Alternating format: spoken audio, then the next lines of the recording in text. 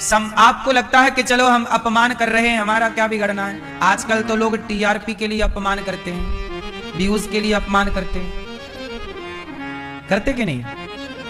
कुछ news channel बैठ जाएंगे और संतों की आलोचना, संतों का अपमान न्यूज चैनलों पर बैठ बैठ के करते रहेंगे। उनके भड़कावे में आके कुछ लोग संतों को गालियां देने लगते हैं, संतों को उल्टी सीधी बातें। अब कुछ न्यूज चैनलों का क्या यही काम रह गया है कि वो संतों को आपस में लड़ाएं? इसलिए इनके चक्कर में आप लोग गलती कर जाते हैं, संतों को गलत शब्द कह देते हैं, अपमान कर देते हैं। भाई संत को आपने कितनी रोटी दी है बताओ? क्या दिया आपने? कितनी गिलास पानी पिलाया? कितनी रोटी खिलाई? आपने रोटी तो एक नहीं दी और गाली 4 दे दी। तो क्या ईश्वर नहीं देख रहे हैं? जो संत भगवान का दिन रात नाम जप रहे हैं वो तुम्हें पलटकर जवाब नहीं दे रहे हैं, तो यह मत सोचना कि जवाब मिलेगा नहीं। भक्त जवाब नहीं देता, उसका जवाब भगवान देते हैं। इसलिए अपने बच्चों को संतों का सम्मान करना सिखाइए। कहीं भी बोलने की जरूरत नहीं है। क्या बोलना है, कितना बोलना है, कहां चुप रहना है। अब परीक्षित जी ने कर तो दिया अपमान, एक साधु के गले में मरा हुआ सांप डाल दिया, समीक ऋषि की। जब सांप डाला तो उन्हें श्राप मिल गया, इति लंघित मर्यादम तक्षकः सप्तमे हनि। आज से 7वें दिन तक्षक तुम्हें डसेगा, तुम्हारी मृत्यु हो जाएगी। लो, आपने सांप डाल के संत का अपमान किया, अब सांप के डस लेने से आपकी मृत्यु होगी, ये श्राप लग गया। तो भाई ये बताओ, संत का अपमान करना क्यों है? क्यों करना है? परीक्षित जी को लगा श्राप, तो शुकताल गए। शुकताल में सुखदेव जी आए। परीक्षित जी ने कहा, गुरुदेव मेरे को श्राप लग चुका है, 7 दिन में मरना है, बताइए मैं क्या करूं? तब सुखदेव भगवान ने कहा कि वरीयाने सते प्रश्न कृतो लोकहितम नृप आत्मविद सम्मतः पुंसाम श्रोतव्यादिषु यः परः। आपने बड़ा ही उत्तम प्रश्न किया राजन।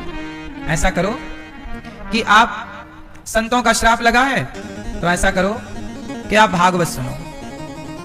भागवत सुनोगे तो आप इस श्राप से मुक्त हो जाओगे। जो भागवत सुनता है वो श्राप से मुक्त हो जाता है। इसलिए कहता हूं कि जाने अनजाने आपसे कोई पाप हो गया हो, संतों के अपमान का पाप। कई बार अपना गाय को लात मार देते हैं आप। मतलब कुछ लोग क्या है, गाय बैठी है तो पांव से हटा दिया, एक लात मारी, गई उठ गई। गाय को लात मारना बहुत बड़ा पाप है। गाय बैठी है और आपने गाय को देख लिया और गाय को आपने मन से प्रणाम नहीं किया, यह भी पाप है। किसी संत को आपने देखा और प्रणाम नहीं किया, दूर से, जैसे संत जा रहे हैं दूर से प्रणाम, ऐसे हाथ जोड़, अभिवादन। जैसे रास्ते में मंदिर है, जैसे आप निकले और कोई बड़ा मंदिर है तो मंदिर को दूर से चलते चलते प्रणाम कर लेना चाहिए। हे भगवान आपकी, मैं अंदर नहीं आ सकता, कोई बात नहीं, बाहर से प्रणाम। संतों को दूर से प्रणाम, गाय को दूर से प्रणाम, प्रणाम कर लीजिए। नहीं करना, कहते हैं मंदिर के सामने से निकल गए और आपने मंदिर को प्रणाम नहीं किया, यह भी अपराध है। इसलिए जब भी मंदिर से निकलो, मंदिर के रास्ते से निकलो, तो मंदिर के ध्वजा को देखो और ईश्वर को इसी बहाने जितनी बार मंदिर को देखोगे उतनी बार भगवान की याद आएगी, उतनी बार ईश्वर को आप प्रणाम करेंगे। समय नुकसान क्या है? गाय का दर्शन शुभ माना जाता है, संत का दर्शन शुभ माना जाता है, पतिव्रता नारी का दर्शन शुभ माना जाता है। आप किसी शुभ काम के लिए निकल रहे हैं और कोई सुहागन स्त्री आपके आ गई सामने और उसका आपने दर्शन किया, तो उसे भी मानसिक रूप से प्रणाम करो। आपका काम जरूर होगा, क्योंकि आपने एक शुभ सूचक, ये शुभ संकेत माने जाते हैं। अच्छा, जैसे गाय आ गई सामने, जैसे आपके काम के लिए निकले हो, गाय आ गई, तो गाय को किस ओर से निकालना चाहिए? जैसे ये गाय खड़ी है, ये आपके रास्ते पे गाय खड़ी है, माना कि ये गाय है, अब ये रास्ता है, अब आपको किस तरफ से निकलना चाहिए? इस तरफ से, इस तरफ से। अपने दाहिने, गाय को दाहिने करना चाहिए कि गाय को बाएं करना चाहिए? बोलो। आपके दाहिने हाथ की तरफ गाय करना चाहिए कि बाएं हाथ की तरफ गाय करना चाहिए? इस तरफ। बोलो। हाँ, यदि रास्ते से आप जा रहे हैं और गाय मिल जाए और गाय बाएं तरफ खड़ी है आपके, तो गाय को हाँक के हल्का सा दाएं तरफ कर लीजिए और गाय को दाहिने करके आगे बढ़ने से आप जिस कार्य के लिए जाते हैं वह कार्य जरूर पूरा होता है। गाय को हमेशा दाएं करना चाहिए, बाएं नहीं, दाहिने हाथ की तरफ। जैसे मेरा दाहिना हाथ ये है, बाएं हाथ ये है, तो मैं जा रहा हूं, मुझे गाय मिल गई, माना कि ये गाय है, जगन्नाथ जी को थोड़ी देर के लिए गाय मान लेते हैं, गाय है, तो मैं यहां से निकलूंगा तो गाय मेरे दाहिने हो गई। अच्छा, मैं यहां से निकल जाऊंगा तो गाय मेरे बाएं हो गई, तो गाय को हमेशा दाएं करना चाहिए, दाहिने। कोई कन्या है छोटी सी और शुभ कार्य के लिए जा रहे हैं, सुहागन नारी, उसे भी दाहिने करके जाइए। कुत्ता है, गधा है, ये बाएं होने चाहिए। और गाय और ब्राह्मण और साधु और पवित्र नारी, सुहागन नारी दाहिने होना चाहिए। हाँ या ना? ये मर्यादा रही है। तो परीक्षित जी ने कहा कि मुझे 7 दिन में मरना है, मैं क्या करूं? तो सुखदेव जी ने कहा कि आप भागवत सुनो। तस्मात् भारत सर्वात्मा भगवान ईश्वरो हरि श्रोतव्यः कीर्तितव्यश्च स्मर्तव्यश्चेच्छिता भयम्। एतावान् सांख्ययोगाभ्याम् स्वधर्म परिनिष्ठया। अब सुनिए क्या कह रहे हैं सुखदेव जी। जन्म लाभः परः पुंसाम् अन्ते नारायण स्मृतिः। जन्म का लाभ क्या है? जन्म लाभः परः पुंसाम्। जन्म लेने का लाभ क्या है? जन्म हमने लिया, अब जन्म लेने का लाभ क्या है? तो बोलो अंते, बोलो अंते, सब बोलो अंते नारायण स्मृति। अंते नारायण स्मृति, इसका मतलब हुआ कि जीवन का परम लाभ क्या है? कि आखिरी सांसों में भगवान नारायण का स्मरण हो जाए। हे श्रीमन नारायण, मैं आपको कभी, ये बात सुखदेव जी कह रहे हैं परीक्षित जी को कि अंते नारायण स्मृति। अंत काल में किसका स्मरण हो? भगवान श्रीमन नारायण का। सोचिए, ये बात परीक्षित जी को सुखदेव जी कह रहे हैं कि जीवन का लाभ है भगवान का स्मरण, इसलिए काम करिए पर स्मरण श्रीमन नारायण श्रीमन नारायण श्रीमन नारायण श्रीमन। योगिनां नृपनिर्णीतं हरिर्नामानुकीर्तनम्। भगवान का नाम कीर्तन करिए खूब, नारायण नारायण, यही है आखिरी समय की सार्थकता। खटवांग नाम के खटवांगो नाम राजर्षि, एक खटवांग नाम के राजा थे, राम जी के पूर्वज। उनके पास जरा, उन्होंने देवताओं से कहा कि हम कब मरेंगे? बोले आप जरा से थोड़ी देर में मर जाओगे। बोले अब थोड़ी देर में मर? परीक्षित जी के पास तो 7 दिन है, पर खटवांग के पास तो जरा सा समय था, कुछ घंटों का। तब क्या किया? उन्होंने भगवान का स्मरण किया और भगवान का स्मरण करके मन से सब विकार हटा दिए और मन ईश्वर में लगा दिया। जरा सी देर में उनका कल्याण हो गया। मन भगवान में कोई लगाए तो सही, तनिक में कल्याण हो जाएगा। जितासनो जित श्वासो जित संगो जितेन्द्रिया स्थूले भगवतो रूपे मनः संधारये धिया। देखो, भगवान का जितना स्मरण होगा, कैसा स्मरण करें?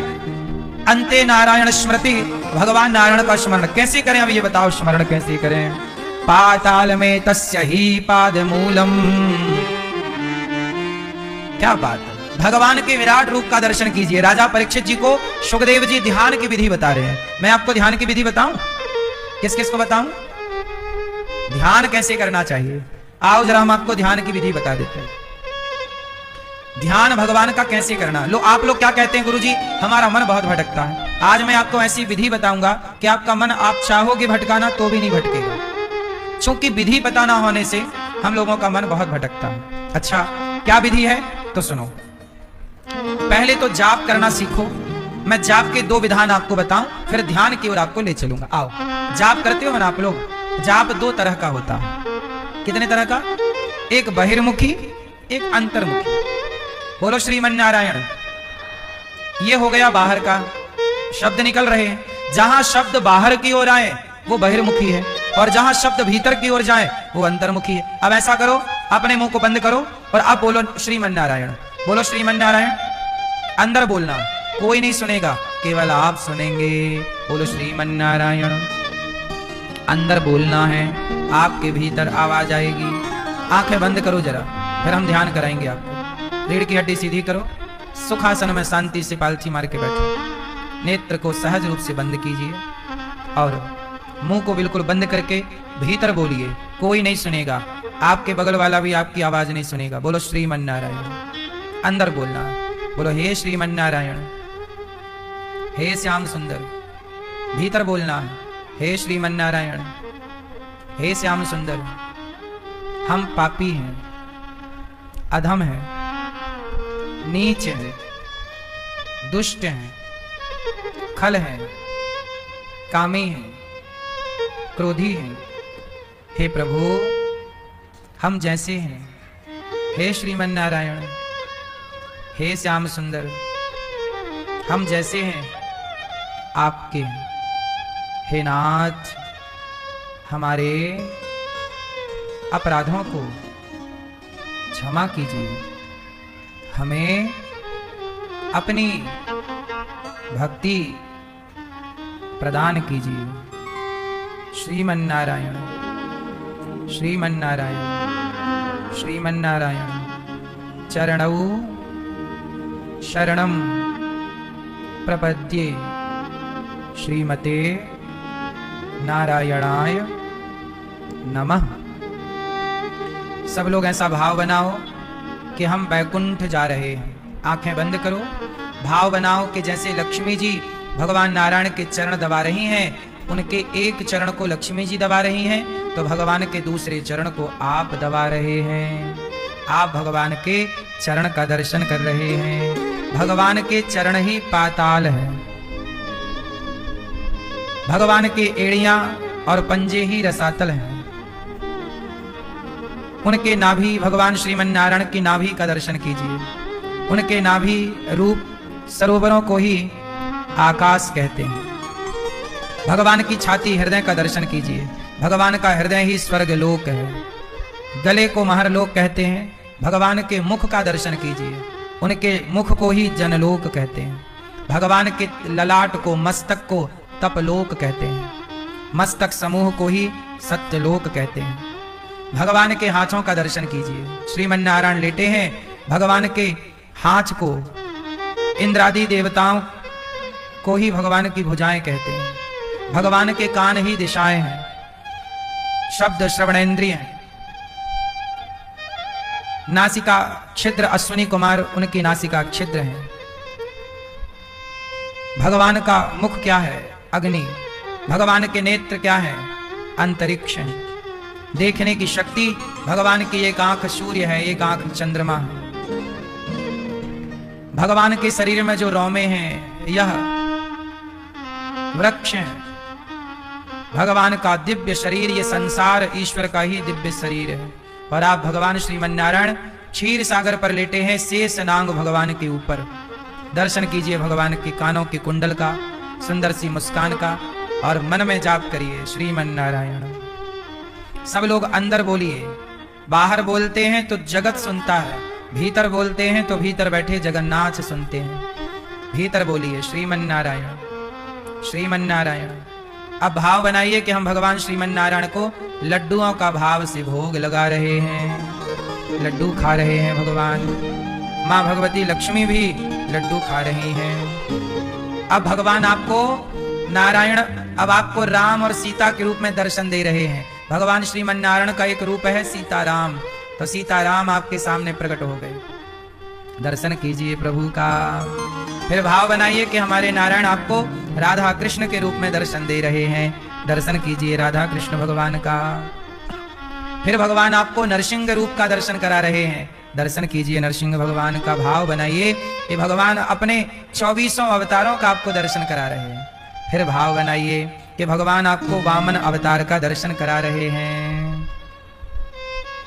भगवान को आप बढ़िया लड्डू का, बढ़िया दूध, भाव बनाइए कि बढ़िया दूध का आप भोग लगा रहे हैं भगवान को। ऐसे भोग लगाइए और प्रार्थना करिए, हे नाथ, हम पापी हैं, जैसे हैं आपके हैं। श्रीमन्नारायण। चरणौ शरणं प्रपद्ये, श्रीमते नारायणाय नमः। हे नाथ, मैं आपको कभी भूलूं नहीं। अब आप आंखें खोल लो, सब लोग आंखें खोलो और मेरे साथ बोलो, बोलो सर्व, सब बोलेंगे, सर्व धर्मान परित्यज्य मामेकं शरणं व्रज, अहं त्वा सर्व पापेभ्यो मोक्षयिष्यामि मा शुचः। तो अभी आपने बोला श्रीमन नारायण, कहां से बोला? भीतर से। बाहर से बोलते हैं तो जगत सुनता है, भीतर बोलते हैं तो भीतर बैठे जगन्नाथ सुनते हैं, भगवान सुनते हैं। इसलिए जाप कहां से हो? बाहर से कि भीतर से? अंदर से जाप हो। अब बताइए, आपने ध्यान किया और आप कहां से घूम के आ गए? अभी अभी बैकुंठ गए, भगवान नारायण के पांव दबा के आ रहे हैं अभी अभी आप। शरीर कहां है फर्क नहीं पड़ता, मन कहां है मायने रखता। तो मैंने वीडियो बंद कर दिए, पहले तो सब्सक्राइब कर दो। आप लोग जैसे ही सब्सक्राइब करोगे वीडियो अपने आप चालू हो जाएगी। वीडियो मैंने रोक के रखी है, आप लोग सब्सक्राइब करो, वीडियो चालू हो जाएगी। अगर विश्वास नहीं हो रहा तो सब्सक्राइब कर दो, वीडियो अपने आप चालू हो जाएगी। देखो आप अभी तक देख ही रहे हो, मेरी बात पे विश्वास करो, सब्सक्राइब करो, वीडियो अपने आप चालू हो जाएगी। देखो बहुत सब्सक्राइब कर दो यार, बहुत लोगों का चालू हो गया, आपका चालू नहीं हो रहा है अब तक। सिर्फ सब्सक्राइब नहीं किया तो कैसे चालू होगा? सब्सक्राइब करो, चालू हो जाएगा। सब्सक्राइब कर दो। लेते हैं तो आप नहीं लगता पेट बहुत भरा है। ऐसे जब मानसिक पूजा प्रेम से करेंगे तो आपको समझ में आने लगेगा कि मेरे भीतर भगवान आ चुके हैं, आ गए, बैठे हैं, आपको महसूस होगा। इसलिए सुखदेव जी ने ये विराट स्वरूप का दर्शन कराया। अच्छा, भक्त को क्या करना चाहिए? भक्त को पैसा कमाना चाहिए। भक्त को क्या करना चाहिए? क्यों पैसा कमाना सही है कि गलत है? क्यों मेरी मां, पैसा कमाना चाहिए कि नहीं? पैसा बहुत कमाना चाहिए। कल मेरे पास एक लड़का आया प्रश्नोत्तरी में, कहा कि गुरुजी अब काम करने का, पैसा कमाने का मन नहीं होता, ऐसा लगता है कि सब छोड़ के और भजन करें भगवान का। कई बार आपके मन में भी ये ख्याल आता होगा कि सब छोड़ दें और बस भगवान का चिंतन करें, केवल नाम जप करें, श्रीमन नारायण ध्यान करें। मेरी मां, अब मैं आप लोगों को इसके दो उदाहरण देता हूं। एक लड़का है जो सब छोड़ करके काम छोड़ के, परिवार छोड़ के, और वो केवल भक्ति करने लगा, नाम जप करता है, परिक्रमा करता है, कीर्तन करता है। एक लड़का है जो नाम जप करता है, परिक्रमा करता है, कीर्तन करता है, संतों का संग करता है, अच्छे रास्ते पर चलता है, सब छोड़ दिया उसने। एक ये लड़का है जो भजन कर रहा है, सब छोड़ दिया।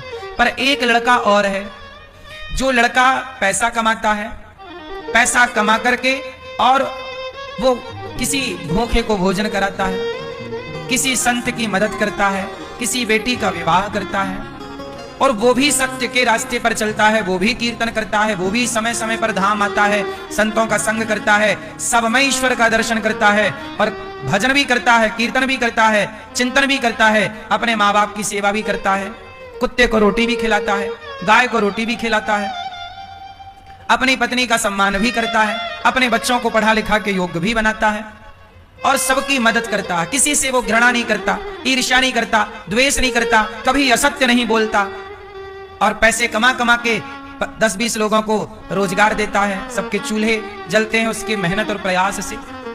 अब आप बताइए कि दो लड़के हैं, एक सब छोड़ के भजन कर रहा है और एक ने कुछ नहीं छोड़ा और वो भी भजन कर रहा है, ईमानदारी से सच बोलता।